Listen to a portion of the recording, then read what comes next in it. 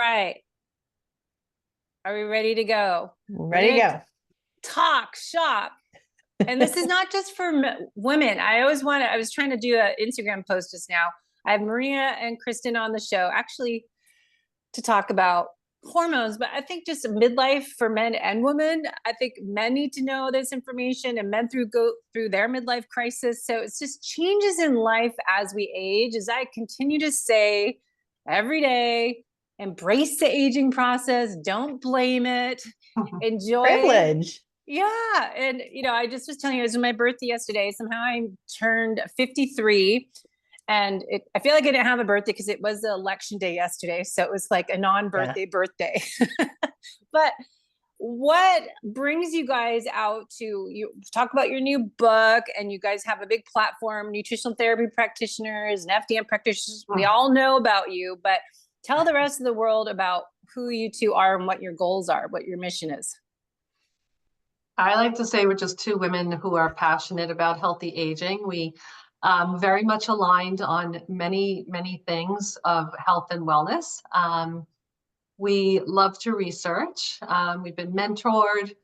We've had our own journeys. We're not speaking from a place of, hey, let me tell you about perimenopause. And we're not medical practitioners, right? We don't write prescriptions, right?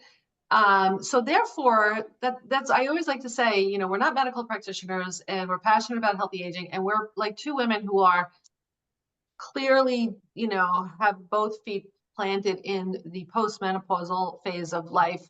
And I only say that, Debbie, because there are a lot of people right now who are perimenopausal, and they're actually holding themselves out as menopause experts. Now, sometimes people push back and they'll say, well, that means that if, an OBGYN who has never given birth can't deliver babies, then, or are you saying you have to be postmenopausal to help women? And no, you don't have to be postmenopausal to help women. That would rule out like great male doctors. We have several of them on our referral list. But again, if you are someone who is not a medical professional who has, who has been trained, right, and who has been working with women, for you to kind of be a health coach, an FDN, an NTP, a dietitian, and be like, hi, I'm a menopause expert. Oh, and by the way, I'm only 45 and I'm just beginning perimenopause myself. I'm babbling. I don't usually talk that much, so I'm sorry. No, I mean, I think Maria and I get really frustrated, the lack of humility in this space. Menopause is having its moment. Midlife is having its moment. Everyone's been talking about menopause the last year based on book contracts that are being handed out. The next big topic is perimenopause, as if they're two different topics, which like they're not. This is midlife and this is aging. That's what this is. And there needs to be a little bit more humility for some of these folks out there, that just because they took a certification and paid money for it, there are certain things you don't quite yet know. And recognizing that you don't know what you don't know would probably help in your messaging a little bit. And so we just get really frustrated because we've been in this space for a long time. We've been very transparent about our own journeys. We both probably got led down paths that in retrospect, we wish so much were different. But we're kind of here to talk about that and be really honest with women, because there's still a lot of sound bite advice that's being given out in this space. And it takes a depth and it takes a embracing nuance to really serve women well right now. Yeah, I've talked for years about, my focus on the show is we age to be fit and healthy from the inside out. My background as a coach and a practitioner and a trainer forever is one part, but my other side of my life was a competitive endurance athlete, Ironman, triathlon stuff, running long distance, cycling. And so I find a lot of athletes think they're fit and healthy on that because they're doing these exercises. And my goal now as I get older is to not focus on just how you're fueling and training for your races, but let's prepare for our future self. Let's do what we can do now to take ownership of our health. So we're thriving as we age and not struggling. And that's, your future self at 80. But as we get in our 40s, thinking about how do I want to be visualizing myself at 50? 60, 70. And for athletes, most times they're driven, ambitious, but they tend to do too much of everything. More I is was just better. going to say that. Yeah. I mean, I think, you know, there's two things. One, we need to get away from the aesthetics as being a benchmark for anything, because if we focus on aesthetics as we age, newsflash, we're actually going to be quite unhealthy. But two, you know, I also was a long time highly competitive athlete, and I was a rower. We're a little bit known to be crazy people. And you know, what I had to come to accept is that less was more. My performance actually improved as I started to kind of release myself from these really dire training programs that I had been subjected to in my 30s and 40s. And I think that's hard for athletes to let go of that mentality, right? And I think it's no different than it's hard for women to let go of the scale and aesthetics for being a benchmark for how they're aging. I mean, Maria and I are kind of like, actually, 5 to 10 pounds would be healthier for you as you age, ladies, because there's, you know, this concept, as traditional Chinese medicine calls it, money bags, but there's this concept as, you know, we're constantly, I mean, aging is kind of a state of catabolism, right? We're kind of breaking down. And if we don't have a little insurance on board to kind of fight up against any unexpected setbacks, like a car accident or pneumonia or something like that, that if we've just been kind of kneeling at the altar of aesthetics, that is going to come back to bite us for a while. Yeah, I think it's interesting times we're in, because I am kind of sick of the whole menopause talk. So sick of it. Yeah, we're sick of it. I mean, we even said to each other this week, they're like, oh God, you know, it's gotten tainted and I just kind of want out, but we're not leaving.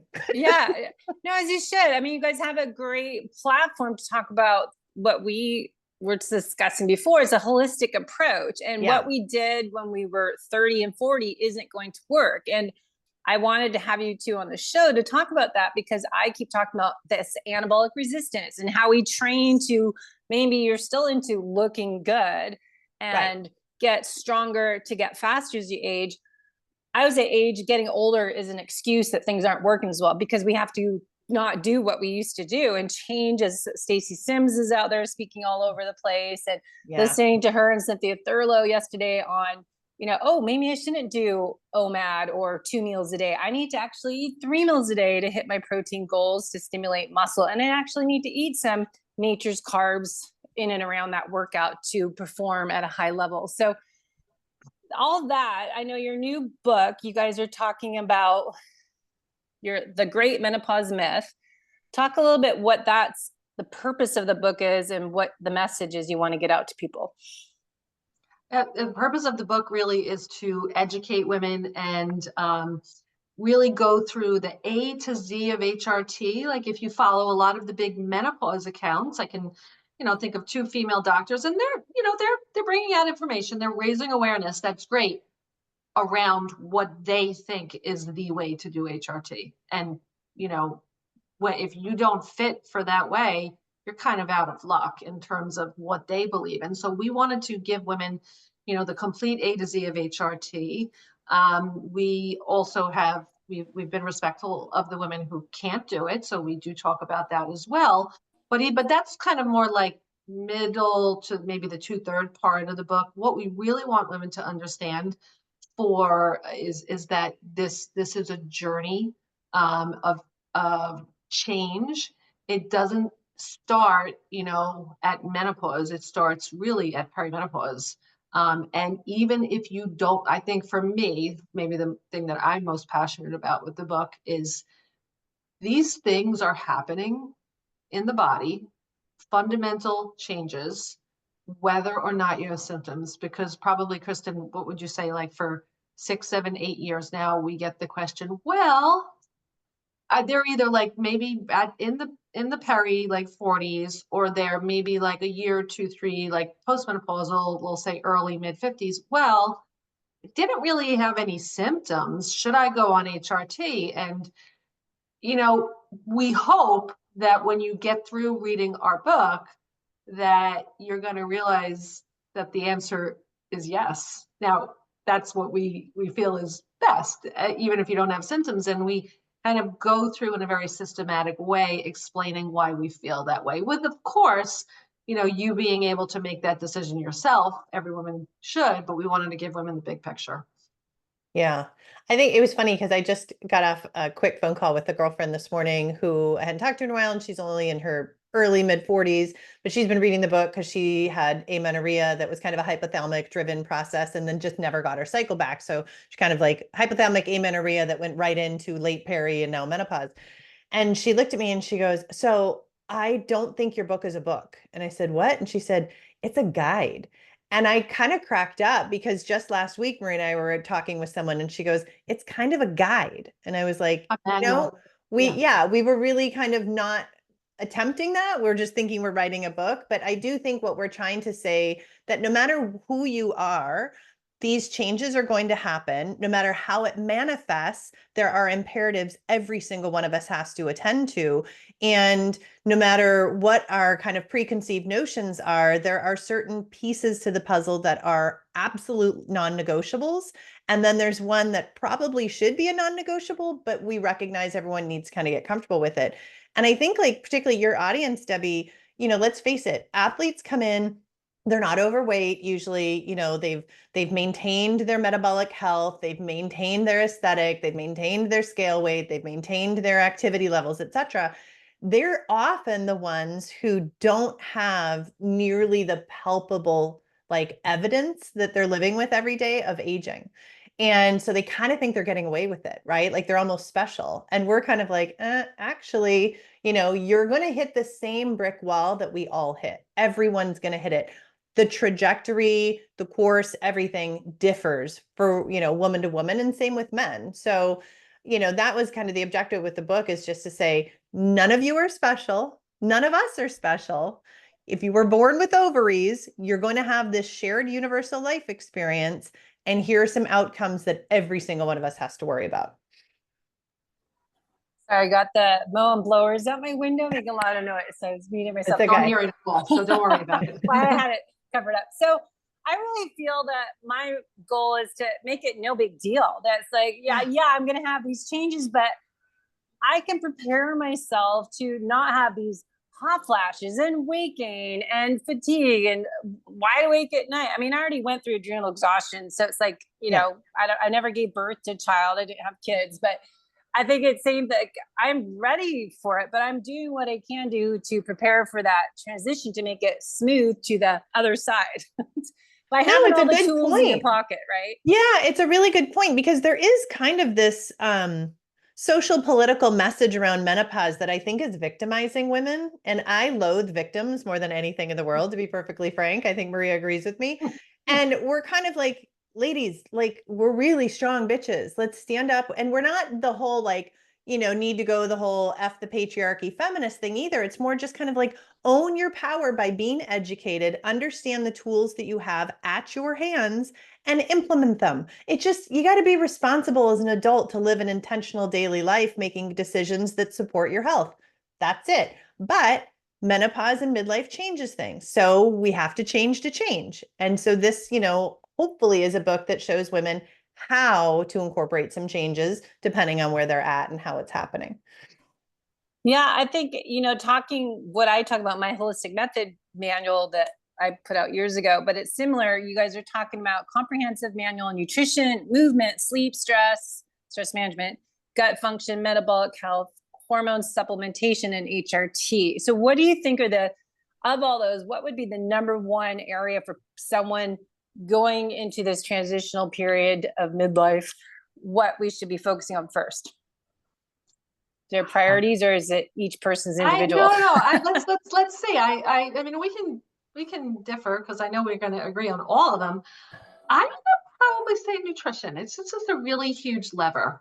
Yeah. And you think about it, we eat 2, 3, 4 times a day. And if we can make most of those things count and good and deeply nourishing, right, then it can help the sleep, right? It can help the inflammation. It can help the blood sugar regulation. Like, it's kind of your basic lowest hanging fruit with the largest branch of impact. And so, I totally agree. I think nutrition would be the first one. And then I think the one in which probably is least benefiting from nutrition would be stress regulation. And I think that's, nervous system response, whether it's perceived, physical, emotional, hidden, whatever, it's tough to kind of out nutrition unmanaged stress.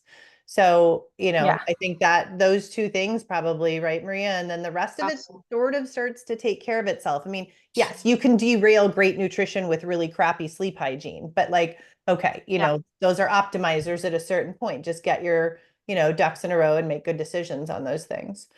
And then the hormones. I mean, you can't out eat hormone deficiency. You can't out meditate hormone insufficiency, right? So then I think Marie and I would say kind of the triad is this nutrition and its branches to metabolic health, and then stress management, and then understand hormones. And we would say that it's not about understanding HRT. It starts with understanding hormones effects throughout the body from puberty onward. Because I think when women and even men start to recognize that, like, holy wow, these things were impacting my bone remodeling. We talk about fertility and menstruation and things like that as women. But those are like almost artifacts. Those are like side stories of what actually hormones are doing. And I don't think that even some of the most well-read folks really understand that there's thousands of biological processes dependent upon a female ovarian cycle, ebb and flow of estrogen and progesterone. So start there, learn that, and then the follow-on becomes really simple. It's like, well, I don't want to live without those, right? So because they were doing all these things, so why would I ever want to age without them still doing all those things? So you're saying we should get on hormone replacement therapy? That's our position. Yeah. Yeah. I mean, let's do this. You should understand the choice you're making if you choose to age in a state of hormone deficiency. And that's everyone's choice. You don't have to choose HRT, but make an informed choice to age with hormone deficiency if that's the choice you're making. Does that make sense? Yeah, and that's kind of what Stacy Sims talks about, that we can make up for the loss of estrogen. You can do hormone replacement, or she calls it menopause replacement. Okay, I know you're going to disagree. We don't agree with her, just so you know. At all. I can tell. I already sensed that before I say this. That's why I'd love to hear your opinion, because I'm always questioning everything I hear too. So she was just saying, I was listening to you yesterday, that you can do jump training and work on landing to increase bone density and bone stress. You can work on sprint interval training and make up for a lot of loss of the hormones. And so that what's stuff your stance? Is great, but I would say we categorically disagree with her. And I just want to share one anecdote. I was at the gym this morning, and I was like lifting heavy, and I was like, oh my gosh, like I don't even know if I could do this without hormones in the tank. Like I would be prone to frozen shoulder and knee issues. So there's just that to begin with. But no, nothing replaces the work of hormones. Not exercise, not sending the stress to the nervous system that she talks about. I mean, that's a good, not a replacement for HRT. Not nutrition. These things are all great, and they absolutely support you having a really good experience with HRT, and they support our bodies in different ways. But not fasting, not herbal medicine. None of that does it. And the studies support our position. This is the thing. They're ignoring the studies that showed, okay, we're going to take women who are maintaining bones through strength training and impact training, and those who do that plus HRT. And then we're going to study them. We're going to look at the bone, addition, the bone remodeling, the bone density changes, because it's not just about adding bone, right? It's about having good tensile strength of our bone and whatnot. And then we're going to take the HRT away, but maintain the exercise process. And guess what? They lost bone. So this is, that you look at metabolic changes, you look at the metabolism, you try and regulate it through caloric restriction or just, controlling for calories. You try and, essentially design some sort of life plan that's going to maintain a metabolic state that, has energy flex and whatnot. And then you're going to do it with HRT. It's not even close. The outcomes aren't even close. And that's why we're frustrated, because women are being lied to. They're once again being told, it's almost like, oh, well, you gained weight, eat less, move more. It's not, kind of the same thing. It's like, oh, you're aging and your bones you must not be doing enough impact training. It's like, Stacey Sims, shut up. That is totally gaslighting women. We cannot force bone remodeling on impact training alone. We can't. We have to have it, but we need estrogen in order to regulate that osteoclast, osteoblast activity, period, dot. Like, the studies just don't support what they're claiming. And I think it's because, we have to accept there's a large pharmaceutical capture in this world in terms of these medical and PhDs and MDs and NDs. And they're answering to their kind of overlords on these things. That's not conspiratorial. It's just fact. The North American Menopause Society talking points are going to be shoved down women's throats. And Pfizer is one of their number one funders. I mean, we have to acknowledge that, unfortunately, the messaging that we're being given has a profit motive behind it. And so if we can keep women on bisphosphonates and tell them to strength train rather than giving them bioidentical hormones that aren't patentable, which way do we think this system's really going to go? It's going to go for the non-patentable product that actually improves women's lives. Well, I was struggling with the recommendations for women that, yes, we can benefit from jump training and heavy lifting and sprint interval training and doing, she's in jump training, the box jumps and stuff like that. You hear, I think that's 1% of our society that will do that and can do that. So I was even doing a video, here's a rebounder, here's jumping. No one's going to box jump, or where's some new study, every 45 minutes, do 10 air squats. Let's get reality check. Right. Most people are not going to do that. And if I do that, I'll do it for one day and then I'll forget again. I'm not going to do box or air squats every 45 minutes, but most people can't do a box jump without injuring themselves. Even myself struggle. So I think it's looking at, okay, here's the average typical person, female, aging. What can we do to improve the aging process and give recommendations for people? Because Stacey Sims does speak to more of a CrossFit athlete and endurance. She has an elite demographic. Yeah, but she's out very there. Different. So she's out there speaking on Huberman, who has, a 5 million plus reach across the world. Right. And so people are going to hear this, and then you hear these little clips that come from it and going, wait, is that all right? Does that make sense? Is it cherry picking the research again, what works best? And so it's always, people don't have time to go through research. Who can I trust? It's all this information coming differently from people, conflicting. Yeah. And it's not always the most functional training. I mean, yes, I think being able to, let's say, quickly jump out of a crosswalk if the lights turned yellow and a car zooming at us trying to make the intersection, right? Like, okay, that's great. Having that sort of ability to respond with our muscle twitch fibers in a fast movement. But, most people are more worried about they slip down a stairs, right? And so why aren't we looking at kind of the functional declines that are happening? And instead of telling, 60-year-old women, you should be doing box jumps, right? Let's tell 60-year-old women, you should be worried about your ability to catch yourself and do certain things. And if they're in pain, which many women are without hormones, they have incredible joint inflammation, osteoarthritis processes starting, poor ligament strength, everything else because of their estrogen deficiency, telling them to go do these things and that they're not essentially doing them good enough, often enough, hard enough, if they, still have problems, it's just not helpful. We have to acknowledge that aging, if you look at that question, is it aging or is it hormone loss? And, I think Maria and I would resoundingly say that obviously the march of time is aging, but the loss of hormones accelerates that, notwithstanding time still happening at the same pace.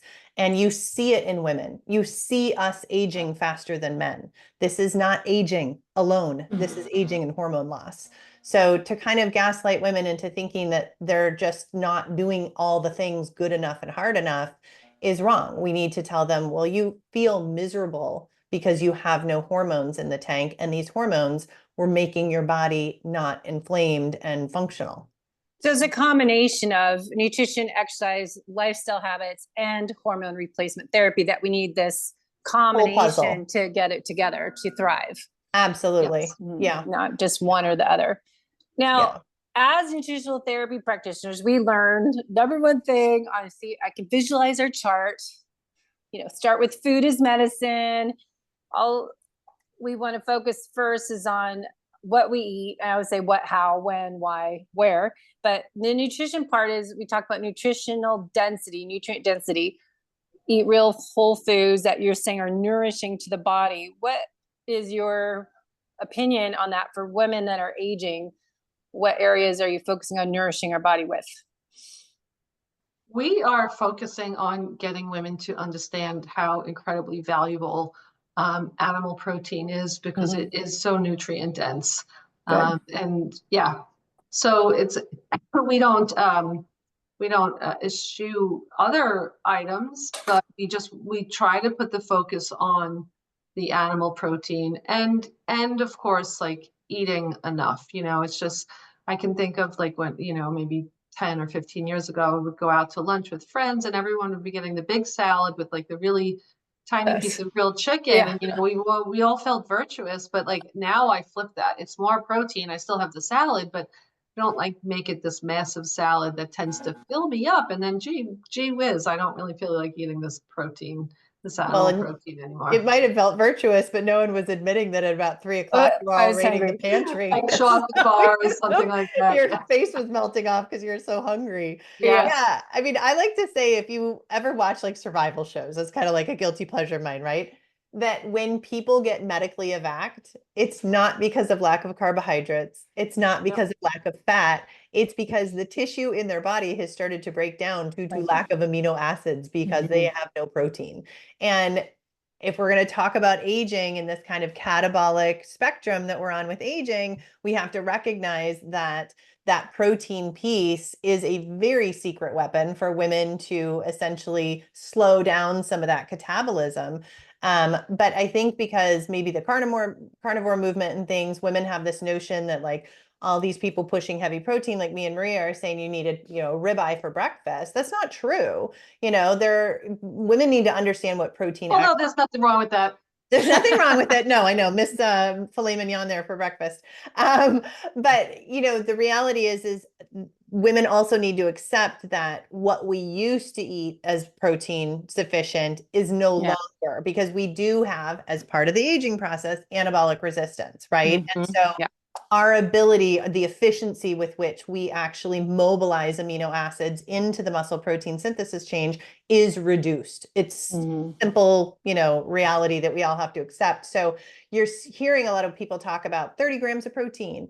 And, that partly comes from, we want about 2.5 grams of leucine in every meal, and we need about 30 grams of any given animal protein to get that. But if you're past 45, 40 is the new 30, and if you're in your 50s and 60s, it might be 50 is the new 30. And that piece, I think, is really hard for women to wrap their brains around.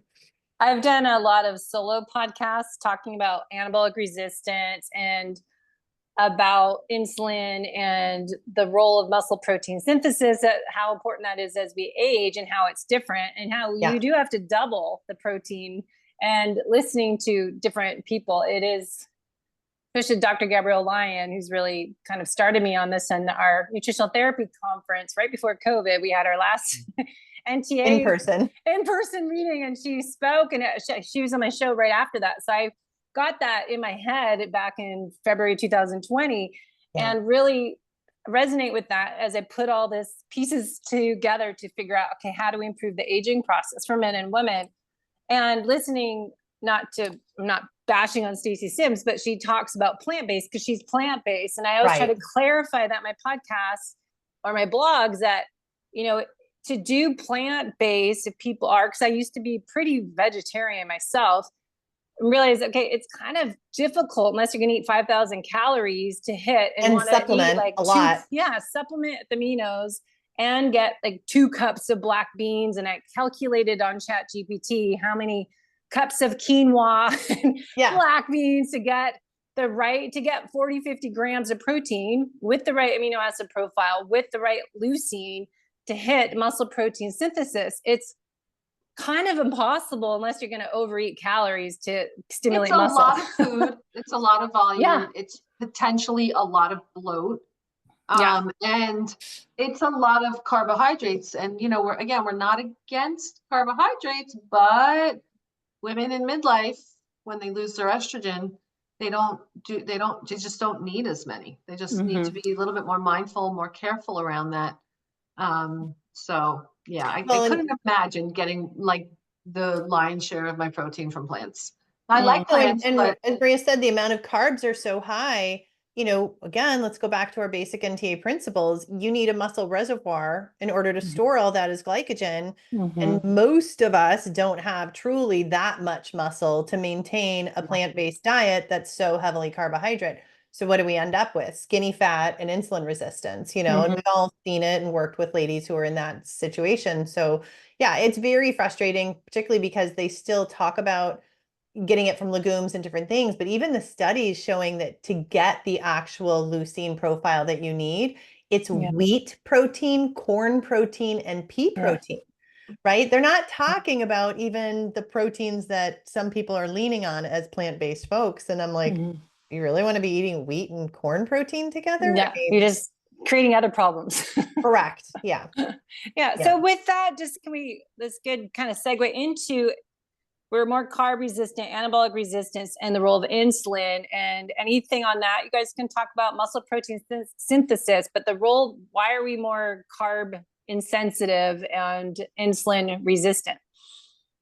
Yeah, I mean, our microbiome changes. That's one of the first things that I think people don't understand is we have a very two-way relationship between our microbiome diversity and our estrogen status. Estrogen supports it. Microbiome diversity is needed in order to process estrogen. So it goes both ways. As estrogen declines, diversity changes. We start to have estrogen metabolism issues, and we start to have microbiome issues. Those microbiome issues do impact our ability to utilize carbohydrates. So that would be kind of the first place that we see this change in carbohydrate tolerance, is in that microbiome impact. But then we also have insulin requires estrogen to signal it as to where to deposit fat. And as we lose estrogen, insulin loses that GPS signal. So what happens is we go from depositing fat as women to our buttocks and hips up to the belly. Well, now that we have fat on our belly, we've got visceral fat around our organs. What do we know that happens? That then creates an inflammatory cascade that actually makes us more and more insulin resistant.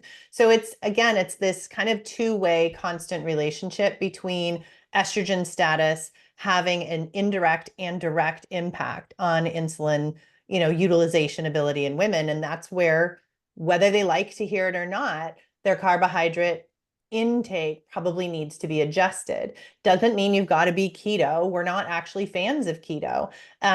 It doesn't mean we're not fans of being ketogenic. If you're ketogenic because you have insulin resistance, that's a great thing.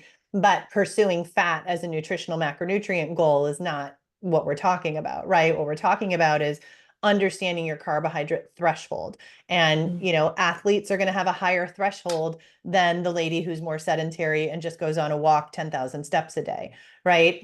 The women who have less muscle mass are going to have a lower carbohydrate threshold out of the gate. And then you put them in a state of estrogen deficiency, it's even more. So there's, many different ways that estrogen status impacts insulin, but the reality is no matter where you're coming from, lean uber athlete with lots of activity, or sedentary and a little bit of extra weight, or just kind of your average woman who's just walking, you're going to have to change your carbs as you age. It's just sad fact. Yeah. Anything on that, Maria? No, I fully agree. Yeah. Yeah. Well, that's why this show, for years, we talked about being fat adapted as an athlete and timing your carbohydrates. I was called the low carb athlete until recently, because I did it. People think of it mean no carbs, but it really means eat your carbohydrates from nature. Don't eat crap. Don't eat processed foods and the vegetable oils and all the sugars, but eat, berries or sweet potatoes that athletes can in and around those workouts for performance gains. But everyone always says you don't need carbohydrates. They're not essential. There's essential fatty acids and essential amino acids, but getting carbs from nature. Do you find as your peri versus post-menopause to time those around your cycle, those that are still in a hormone cycle, follicular versus luteal phase differences for people that have a cycle? Yeah, we do. It's so funny. I think of how sad it was. I used to beat myself up, how I used to try to really, really nail the luteal phase. And literally, I just wanted to eat anything that wasn't nailed down, chocolate, bagels, things like that. had I been like given myself more, maybe more of everything, more protein, more fat, and better carbohydrate choices, I wouldn't have craved that stuff so much. And I thought it was just like this moral failing, like something's wrong with me. I just, every month it comes around and I fail during this week so bad. And I just didn't know what I didn't know at that point. So yeah. Yeah.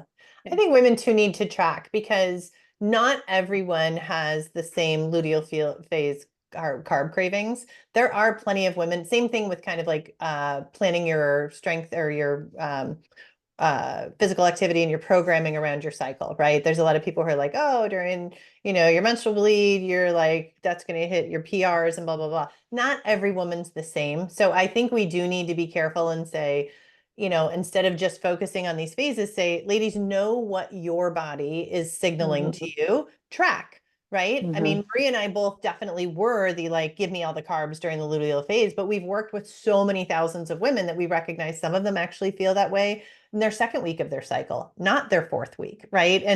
And so this is just one of those things that we can chalk up to the whole bio-individuality thing, though, is that hormones affect all of these things. Know how your hormones are signaling to you and act accordingly. Don't pigeonhole yourself into kind of these, podcast advice paradigms, right? Yeah.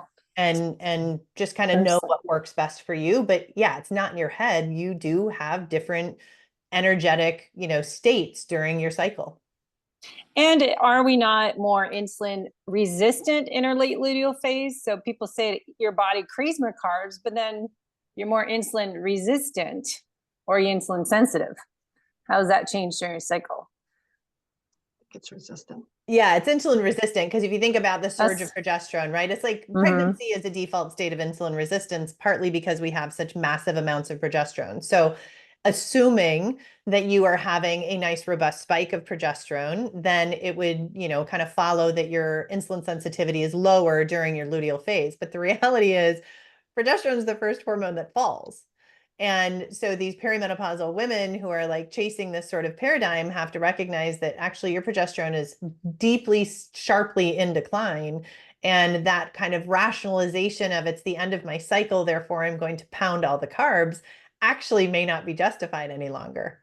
Well, that's what I never understand. People say eat by your hormones, but isn't that contradictory? Because we're supposed to eat for progesterone and they're carbs, a lot of them, but there's, I know, ground beef on there. And because Mindy Pell's had a chart once they used to save, and then we can't use them as well, or we're going to raise our blood sugar more so because we're more insulin insensitive. So I'm like, wait, why? It doesn't make sense. Right. We're missing something here. Exercise. We would say that's where fat becomes a big thing. Like, honestly, you can't overeat carbs if you've got good fat intake. So, I mean, to me, my strategy, instead of going and, pounding a bag of popcorn, would be go have a spoonful of peanut butter. It shuts down everything. Like, I'm not going to be feeling like that crazy person. And now, the other thing is think of those shifting hormones as triggering a bit of dysregulation in cortisol response. And let's be honest, it's a stressful time of life. A lot of us are in the sandwich generation during these years. We've got either kids and parents or careers and parents, whatever. Then you add in a training stressor from it, et cetera, et cetera. There is an adrenal response here that we need to be a little bit more, recognizing of what's going on. And sometimes we're just not eating enough during that phase. And that would be, something for women to kind of pay attention to. Maybe you just need to eat more instead of change your macros. Well, so I do Pinoy metabolism testing and trying to launch that here in North San Diego, Solana Beach. And I wish women, because we discover what is your resting metabolism rate. Right. And if it's slower, faster than your age, height, weight, gender, but also looking at during exercise, how well do you burn fat to carbohydrates, all that together. I'm curious to see, if I could test people every 2 months and track, all right, your metabolism's slower, but I keep trying to do podcasts on this. How do you increase metabolism? Yes, it might get slower as we age, but hello, we increase it by strength training and eating our protein and really working on managing our stress and all that. So it's always and adding your estrogen back. Yeah, your hormones, what you're talking about, your exercise, your stress management, but nutrition and your hormones, and putting that together, that it doesn't, I'm trying to get across the message. Does it have to be this way? You don't have to struggle. Right. And that's what I think you're trying to get across with your book. That is a myth that you're going to struggle and feel like crap and be fat, sluggish, and not able to get up off the sofa because you're eating nonstop. Yeah. It's just all these stereotypes that you're trying to break, these myths in your book. Yeah. Yeah. And it's not hard. It's not like a secret that you haven't been let in on yet. You know, it's just simply like eating enough, eating the right mix of nutrients for whatever the day is, the moment is, the stress is, the hormonal status is, whatever, managing your stress, moving your body, getting sleep, and get your hormones in. It's not a secret, and it doesn't have to be hard, and it's not a privilege. It's not elitist. It's not any of that. There are, you know, very inexpensive modalities for helping women support their hormones in this phase, whether you've got insurance or not, or whatever. So that's part of Marie and I are kind of like trying to break through that messaging of this is this awful time of life and woe is us. And only, you know, the certain ones who can afford their, you know, MitoPure every month are really entitled to have good, healthy, happy aging in midlife. Marie and I are like, no, that's not true. I know, MitoPure and Athletic Greens, people, I'm going to say this right now because it drives me nuts. One Athletic Greens is like $7,500 a bag. Two, it has wheatgrass in it. So if anyone is reactive to wheat, which I am, if you do a wheat zoomer test, you should not have any green drink with grasses, wheatgrasses in it. It's just, there's a reason that Laird's and Paleo Valley and some other companies have no wheatgrass. And here they are all over the place marketing, but that is not the solution for everybody. Yeah. But just one thing you're just saying, it's not hard. It's not a privilege. We need support. Is kind of clicked in my head. This is why it is hard for some people. And this is why all of us practitioners were getting influenced to become these pretty much therapists to create behavior change, because everyone's requiring us to get nationally board certified as a health and wellness coach. And all it is, I just did a 6-month course with Precision Medicine to get board certified. And it's really focused on behavior change. But there is a reason, I think, why even NTA is adding it in, you know, FDN, everyone's adding this in, because it's not hard, but it is hard for a lot of people. So that's where we have to come in and work on guiding a client to create behavior change, is so they can learn how to meal prep and prioritize protein, because we can say all this, but no one's really doing it, because you actually have to get it in your mind. This is my new habit. This is the new me. This is how I'm going to be organized and plan the week ahead. Yeah. I mean, I think Marie and I get a little frustrated because I can't want it for you, my client. Maria can't want it for you, our client. And as much as I understand the focus in training people on health coaching and all of that stuff, at the end of the day, I think it's simpler than that. I think it's really just sitting with someone and saying, what is your intention for how you're going to live your life?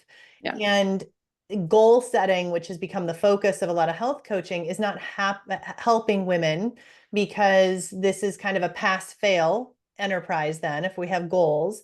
And we just say, like, what do you want? You want to be able to travel with your husband? And for a lot of women, it's just simply, I don't want to be a burden on my family, you know, whether whoever that is, extended siblings, whatever. I just don't want to be a burden to the people that I love. I want to live with vibrancy. I want to be able to, you know, pick up a grandchild. I want to be able to, my dog is sick and my dog's 75 pounds. I want to be able to get him in the car and get him to the veterinarian. Right. And so if we just sit back and just say, what is it that you want for yourself? The rest of it actually starts to follow fairly easily. And we don't need, you know, to be some mind Svengali to convince someone, because you convincing them, me convincing them is not going to work. Yeah, I agree. Debbie, I liked how you started at the beginning of this podcast, and you were like, I just want to think about my future self. And I think people have to just stop and kind of sit quietly and even honestly pull back from social media. And I think I say that, I'm not saying, you know, indefinitely, but just maybe don't get so wrapped up in social media and think about, what do you want for yourself? And I feel like I started doing that at 40. And just thinking, I always think, like, of course, we also, I think, very slightly touched on vanity to a small degree. And I think women, to a certain degree, some of us like struggle with that as we age. We don't like seeing the weight changes and the skin changes and the hair changes. And I totally get that and wouldn't put anyone down for that. But like, I think about how can I live my life so that at 70, I'm not going from one doctor's office and specialist and dreary doctor's visit after another. And then when you kind of like reverse engineer it, and common sense, right, tells us, well, it's about the eating, it's about the movement, it's about the sleep. It's for us, very much, it's about the HRT and starting the HRT early, not waiting until you're 60, ideally. So, and then once you can kind of, like you said, think about how you want to live your life, and also looking around. I don't know about you, but every time I go to the supermarket or just wherever, Kristin and I are always pulling our own lab work. We love to check on our inflammatory markers and our hormones and our thyroid, right? Every single time I go to LabCorp. Now, granted, it's not a lot of people like us there. It is people being sent by the doctor. It is sick people, but like, everyone is, morbidly obese and leaning on a walker, and, lines, like for oxygen or what have you. And I'm heartbroken for them. I'm not judging, and I'm not, I'm not saying I'm better. But I look at that and I say, this is the collective kind of aging that we see. These people are, I'm going to say, in their 70s. And I think to myself, okay, that's what I want to not be. And there's no guarantees, but you know what? I think we're really risking it if by not eating well, by not exercising, by not attending to our stress, our sleep, and our HRT. And so that's how I live my life on mostly a day-to-day basis. Yeah, I think it's unsexy basics. Yeah. It's just the unsexy basics. And I think what makes habit change hard for so many people is that they're looking for visible outcomes and visible confirmation that their efforts are working. And usually then the benchmark that they use is going to be scales and aesthetics, right? Scale, weight, and aesthetics. So it kind of all goes back to that. It's like, if we just decouple the health messaging from aesthetics and scale weight and just say, live your life today so that it reflects who you want to be when you're 70 and 80. It's not hard. And most people have a moment. It can take some a while because they need to extricate themselves from this social media, messaging of aesthetics. But most people will just go, oh, okay, this isn't that hard. I just need to move each day. I don't need to kill myself 5 days a week at CrossFit. And I don't need to get 10,000 steps in every day. I just need to live in a way that's intentional and healthy. And it, healthy doesn't mean you got to take your freaking AG1s. How about just starting with eating breakfast? Yeah, eat real food, right? Yeah. Well, that's the one other question is on the lab testing. As an FDN practitioner, I'm a big fan of labs and getting people to get their insulin tested, because even though, we're talking to the endurance athlete, a lot of them are not healthy on the inside, and looking under the hood to see what's going on at a cellular level is so important, because you don't get that with traditional labs and really do a full investigation. But for aging and females, what labs do you guys like people to look at for females and males midlife? I mean, we would look at inflammatory markers. So HSCRP, SED rate, things like that. Definitely looking at thyroid. I think we need to recognize thyroid as aging as well. And that's more than TSH, people. And then looking at their blood sugar regulation. So, Maria and I look at a lot of markers for this. We're going to pull, obviously you get the glucose and the CMP, but we're going to pull an insulin. We're also going to pull a C-peptide, because you can start to see, insulin elevations that might get hidden because they're, you know, whatever, had a good week, or they've been like gearing up for their test. And then you look at C-peptide and it's super elevated and you go, okay, so this was sort of an aberration, your lower insulin, right? That you really have had more kind of a chronic presentation of higher insulin. You know, HbA1c is fine. We don't think it's all that, because we see too much iron metabolism regulation changes and things that can affect it. But so we look at that, to look at thyroid, we look at oxidative stress. You know, so many people are walking around with nutrient deficiencies that's affecting methylation, et cetera, et cetera. And then we will look at lipids, but we look at the quality of them. We look at fractionated panels. We don't get hung up on total quantity amounts, et cetera.